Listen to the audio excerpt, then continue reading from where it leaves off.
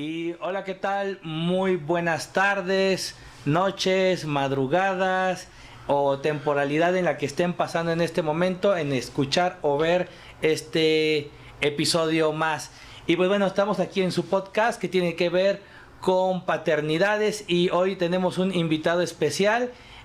Hoy no estamos en Zoom, hoy no estamos en una plataforma virtual. Para los que nos estaban escuchando aquí en el podcast, estábamos grabando también desde unas plataformas. Quien nos está viendo en alguna forma de imagen, pues dése cuenta que hoy estamos de carne y hueso, con nuestro invitado Darío. Hola, ¿qué tal? ¿Cómo estás? Hola, ¿qué tal? Israel, bien, ¿vos?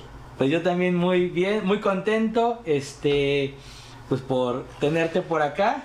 Y pues bueno, hoy vamos a tener una charla y fíjate que en como sentido, ahora que por acá te encuentras en la ciudad de Querétaro, sabemos que estás haciendo como diversas actividades. También estás presentando tu libro. ¿Tu libro cómo se titula? Mi libro se titula Sexualidad Masculina Consciente. Surge a partir de una investigación que hice respecto a la sexualidad de los varones y lo vengo a presentar aquí a México, específicamente a Querétaro. Va a ser mañana a las 5 de la tarde en la Universidad de Querétaro, en la UAC. Perfecto. Digamos, en un marco como del tiempo, sería el 27 de agosto a las 4 de la tarde, ¿no es cierto? 5. 5 en la UAC, y se va a presentar el libro para que lo puedan como buscar, conseguir. Créanme que se la lo van a degustar como mucho. Pero bueno, pasando al tema que nos convoca, fíjate que estamos trabajando con la parte de paternidad, y hemos tratado de hacer como un diálogo con diferentes como actores que van trabajando también temas de masculinidades.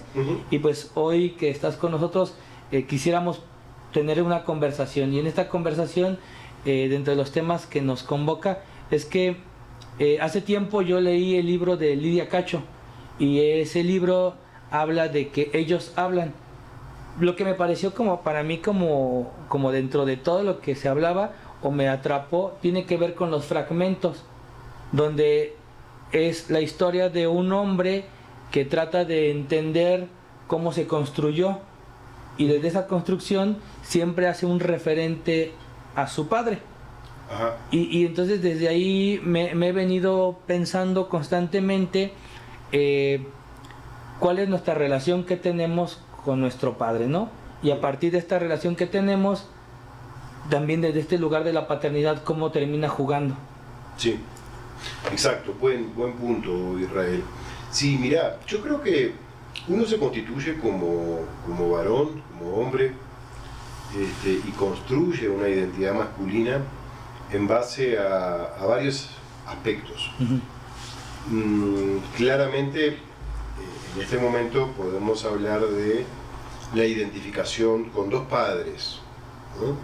El padre del patriarcado, el padre patriarca, ¿no? Que son las representaciones sociales que nos dicen cómo tenemos que ser como varones, como hombres, como padres, cómo tenemos que demostrar virilidad, ¿sí?, a otras personas y a nosotros mismos. Ahí hay una identificación que es más inconsciente con ese padre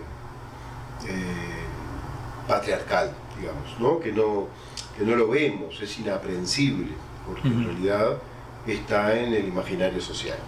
Y después está nuestro papá real, ¿no? Que es el papá nuestro padre, que nos cría, que nos educa,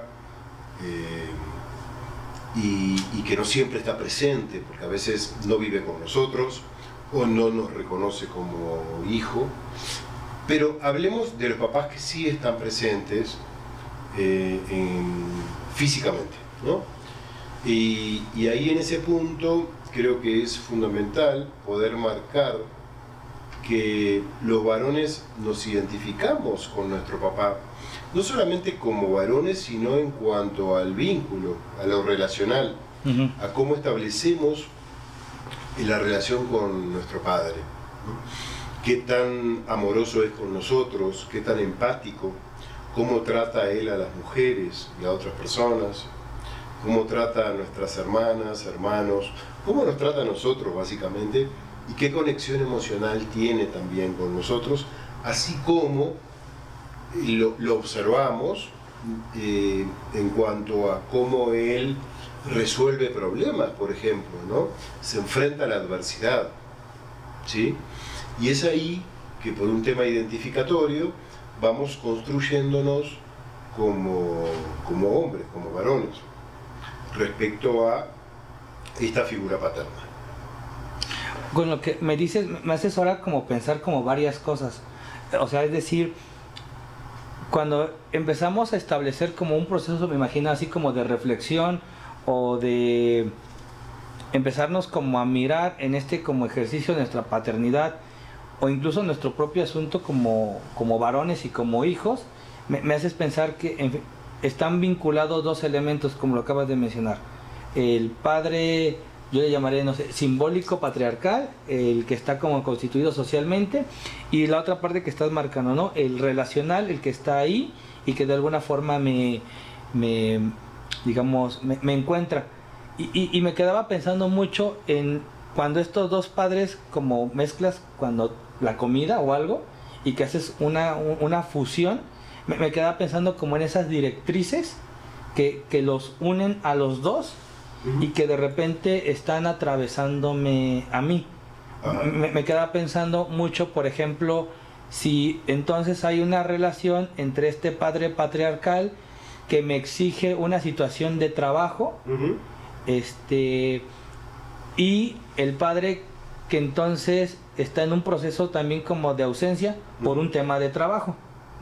Y entonces desde ahí me quedo pensando, entonces cómo entonces yo también me empiezo como a construir como, primero como sujeto, y cómo de repente también en un proceso relacional con mis hijas e hijos, puedo también otra vez transmitir una forma de vínculo, pero a través de estos ejercicios distantes, a través, por ejemplo, un ejemplo sería como el trabajo, ¿no? No sé, ¿tú cómo ves esta parte? Claro, un buen punto, porque por lo general yo creo que coincide el padre patriarcal, del patriarcado, el que no vemos, con nuestro padre real, ¿no? Pero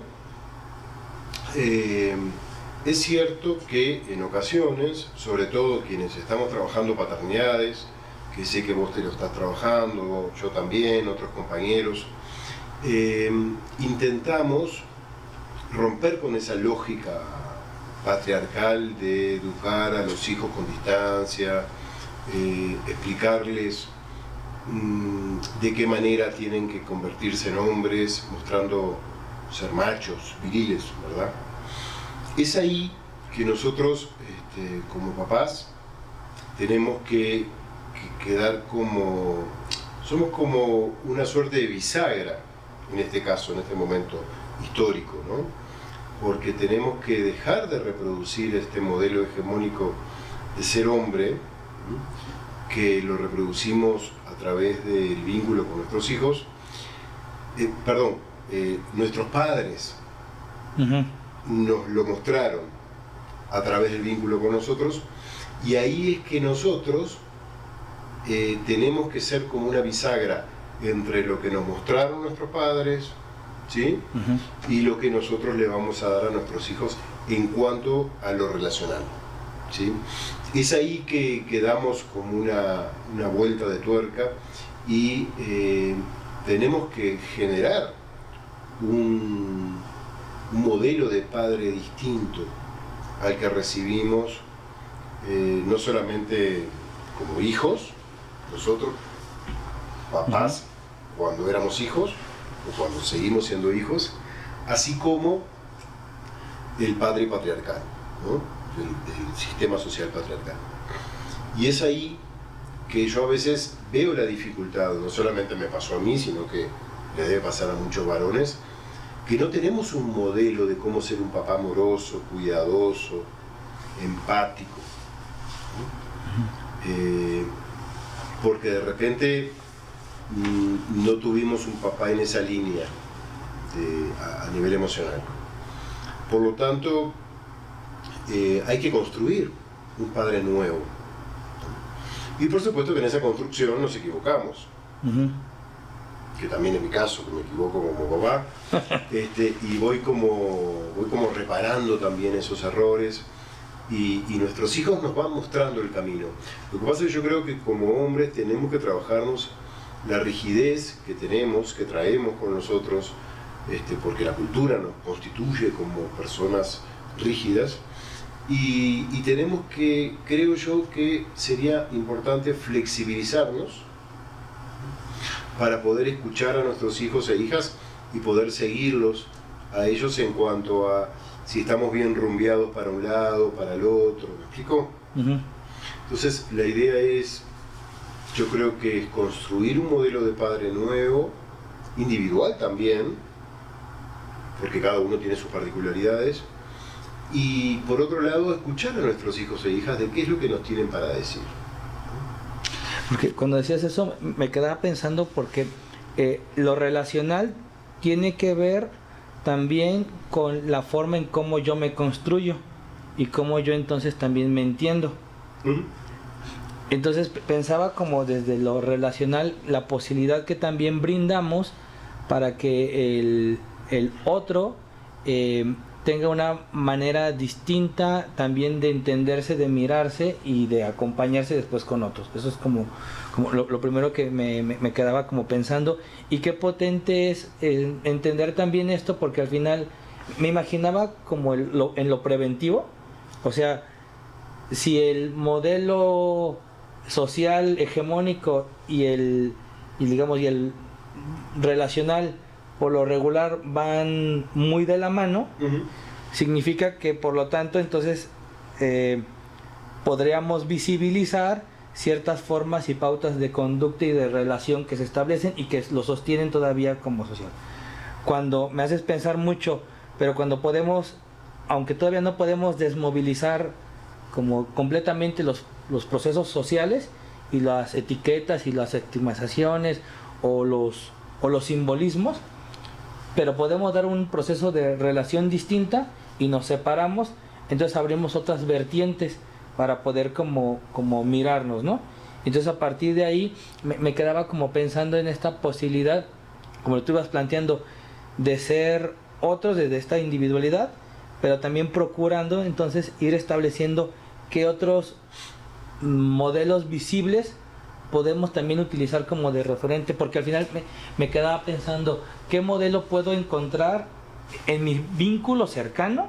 Ese es uno, ese es como primero un reto. Y a lo mejor me encuentro a mi tío, a alguien, pero cuando trato de mirar a un entorno social me quedo pensando qué artista de música puedo como sentirme convocado, qué artista o qué película, y ahí es cuando creo que empiezo a encontrar como cierta limitante, pero entonces pero me haces pensar mucho entonces también la importancia también de empezar no solo a construirlo, sino hacerlo más visible. O sea, creo que también eso es como una forma de hacerlo más visible para después quizá en un momento poder tener otro modelo que combine con que se empieza también como a construir. Eso me hacías como ahorita como pensar mucho en este sentido. Sí. Y ahora que estás planteando esto también me quedo pensando, y bueno, lo comparto, algo que yo he hablado mucho con mi hijo, y que tiene que ver con esto de poder superar a nuestros padres, ¿no? O sea, en mi caso, yo creo que he superado a mi papá en cuanto a cómo me vinculo con mi hijo a nivel emocional, ¿sí? Y lo que yo le he dicho a mi hijo es, vos tenés que ser mejor padre que yo, ¿no? Tenés que superarme, porque la especie humana tiene que superarse cada vez más, y se supone que si yo te doy buenas herramientas para que vos te muevas en la vida de una manera cohesiva y reflexiva también, la idea es que si elegís ser padre el día de mañana, seas mejor papá que yo, ¿no? Más allá que yo considero que él ya me ha superado como persona, como varón, ¿no? En el buen sentido. Y eso está bueno, pero yo he observado que a muchos papás les cuesta reconocer a sus hijos e hijas, pero sobre todo a sus hijos varones, como personas que ya han dado mayores pasos que ellos a la edad que esos papás, que esos hijos tenían de los padres, ¿entiendes? Uh-huh.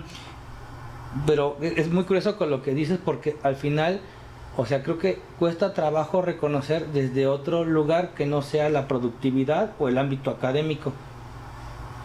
Eso me está pensando mucho, porque me he encontrado con algo como muy similar con lo que compartes, en el que hay un reconocimiento porque tuviste, no sé, tú sí te titulaste, tú eres licenciado, tú eres maestro, eso como que se aplaude, o se aplaude porque sí obtuvo tal tipo de gerencia, pero en el aspecto relacional, claro, eso es lo que me resulta como muy, incluso como otra vez, hay que hacerlo visible. Como curioso es que, a ver, ya superé, o por poner esta palabra de superar, es decir, yo entendí que puedo cambiar los pañales de mi cría. Ajá. Y el hecho de que yo haya cambiado los pañales, y el hecho que yo haya tolerado, y el hecho que yo haya podido entender incluso su llanto y quitarle los cólicos, que eso no lo había entendido mi padre hasta que después de que pasaron 18 años pude entender lo que me pasaba y me sentía, porque se lo tuve que explicar varias veces, no tanto por un proceso relacional, porque cuando nos relacionamos nos podemos como entender un poco más. Ahí es donde ahí es donde vos ya lo superás. Ajá, eso es lo que quería decirte, o sea... Claro, pero no me refiero a la parte académica. No. Porque en realidad lo académico y los títulos que vos tengas no hacen a la persona, ni te hacen más feliz. Uh-huh. Más bien lo que quería te hace más consciente. Ajá, más bien lo que quería puntualizar con eso es, qué curioso que de un lado, ese es el que pareciera que se reconoce, ajá, y qué curioso que el otro, que tiene que ver con un cambio en el proceso humano, uh-huh, relacional, pareciera que tampoco se le da de repente como ese lugar. Claro. Y me parece como otra vez como importante, y me quedaba pensando incluso cómo a veces nos presentamos, ¿no? O sea, luego de repente en los ámbitos profesionales no te presentas como Israel padre de, sino uh-huh, Israel título de, uh-huh, y entonces desde ahí yo me gustaría como colocar como en este lugar, ¿no? O sea, cómo también hacemos de alguna forma en este como nuevo replantear, poner en un lugar relevante, importante, la relación, el vínculo, el acompañamiento con el otro. Y esa es una forma también de superar, y eso me parece como muy como fabuloso con lo que nos estás compartiendo en esta reflexión. Sí, buen punto. La verdad que yo no lo iba a aclarar porque pensé que era obvio, pero no es obvio. O sea, no se trata de superar a papá en cuanto a los títulos, uh-huh, ¿no? Si yo tengo una maestría, mi hijo tiene que ser doctor. O si yo tengo una licenciatura, mi hijo tiene que tener un máster. No tiene que ver con eso, porque en realidad nuestros hijos ni siquiera tienen por qué entrar en la universidad y pueden superarnos. Uh-huh. ¿No? En mi caso, que yo tengo un doctorado, pero si mi hijo no estudia en la universidad, está bien. Yo creo igual que ya él me superó, porque yo a sus 17 años no era ni la sombra de lo que él es ahora en cuanto a la conciencia y en cuanto a cómo él se vincula con las otras personas y cómo él se relaciona con sí mismo como varón, ¿me explico? Uh-huh. Entonces, en ese sentido, no importa los títulos, sino lo que importa es que nuestros hijos e hijas sean más felices, más conscientes, más empáticos, y que puedan aportar a la comunidad y a la sociedad, que eso me parece que es fundamental de cualquier persona, ¿no? Uh-huh. En cualquier profesión u oficio que estudies o que ejerzas. La idea, yo creo que, bueno, es mi propósito de vida en este momento, es poder aportar a la sociedad algo, darle algo para que la comunidad evolucione al menos en un aspecto, que en mi caso es la igualdad de género, derechos y oportunidades, ¿no? Con enfoque en el trabajo con varones. Uh-huh. Me dejaba estar como reflexionando como mucho como en esto que mencionas de aportar pero también me quedaba pensando mucho con esta parte de, no sé cómo decirlo, bueno, lo primero que se me viene a la mente es cuando uno se puede como alejar de esta idea también adultocentrista, y donde también uno se puede como más bien colocar desde los derechos humanos y también los derechos de la infancia. Creo que las formas de relacionarnos y las formas de criar posibilitan entonces colocarnos donde que lo más importante es el sujeto en toda su extensión de sus derechos, no tanto en el sujeto como la obtención de un proceso mercantil, de un logro, ¿no? Eso es como algo como que me dejabas como pensando mucho. Pero también pensaba ahorita cómo me hacías ahora pensar en una experiencia como propia. Creo que mi forma de relacionarme con mi hija es muy diferente a la forma de relacionarse que mi papá tuvo conmigo. Ajá. Pero creo que el proceso de irte estableciendo una conciencia y una forma de también de acercarme y de relacionarme con ella, de alguna forma también me he dado cuenta que pareciera que lo está trastocando a él, porque pareciera que también ahora lo noto también teniendo un vínculo distinto ahora conmigo, y me quedo pensando si es ahora si es por él o por lo que ve, o porque también mi proceso de vincularme con mi hija me ha permitido vincularme con mi padre también de una manera distinta. Sí, absolutamente, absolutamente. Yo creo que es así. O sea, a medida que vos te vas vinculando con tu hija o con tus hijos, y vas como reparando lo carente del vínculo con nuestro padre, es que vos vas mejorando la relación con tu propio papá, ¿no? O sea, mejorás la relación con tus hijos e hijas, y eso hace que indefectiblemente tengas que mejorar la relación con tu padre, porque es casi una regla de tres simple, ¿no? Y al revés, cuanto mejor te relacionas con tu papá, mejor surge o acontece el vínculo con nuestros hijos. Oh, wow. Sí, me parece que es para arriba y para abajo, ¿no? Ajá. Sí. Por eso, cuando hay hombres que están muy enojados con su papá, ¿no? O no lo perdonan porque fue muy violento, porque fue muy abusivo, porque fue muy violento con sus mamás, sus hermanas, y ahí deberíamos preguntarnos primero quiénes somos nosotros para perdonar o dejar de perdonar, ¿no?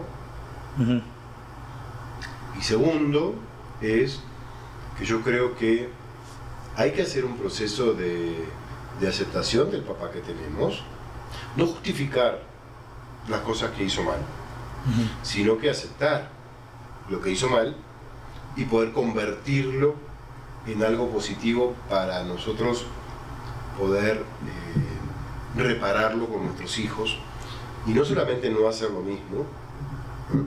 Sino que poder mejorar en calidad el vínculo nuestro con nuestros hijos, e indefectiblemente mejora el vínculo con tu papá.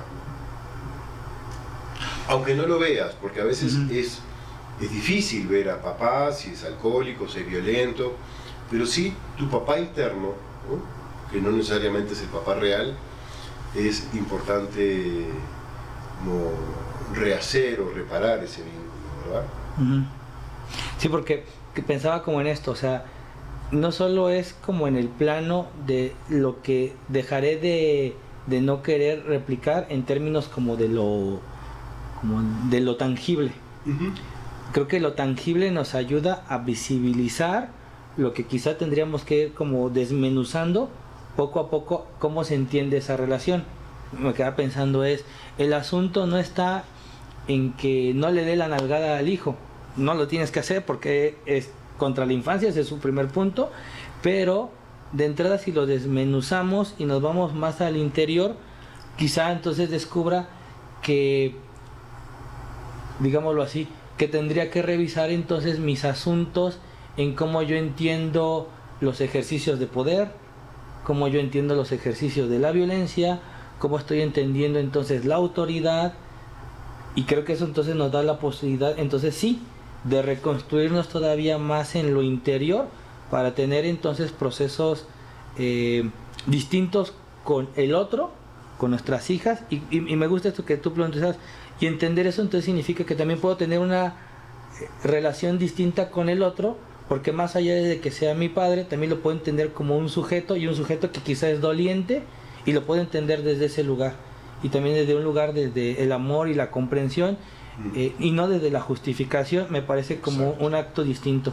Ajá. Inclusive, si nuestro padre no se hubiera equivocado, nosotros no hubiéramos podido mejorar como personas y como padres también, ¿no? Y así también nos vamos a equivocar con nuestros hijos e hijas. Y gracias a eso ellos nos van a poder superar a nosotros. Uh-huh.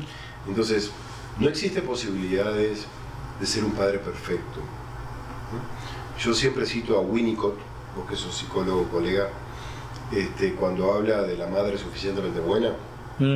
Bueno, ser padre implica eso, ser un padre suficientemente bueno como para darle herramientas a nuestros hijos e hijas, ¿sí?, para que crezcan y evolucionen de una manera saludable, pero equivocándonos, porque no podés no equivocarte. Y si no te equivocás, igual tus hijos e hijas te van a encontrar algo que no les gusta como lo hiciste. Me gusta esta idea que tú planteas, ser un padre humanamente suficientemente bueno. Sí, suficientemente bueno, y yo diría como humanamente, porque okay, dentro del humano tendremos que tener tus errores. Sí. Ajá.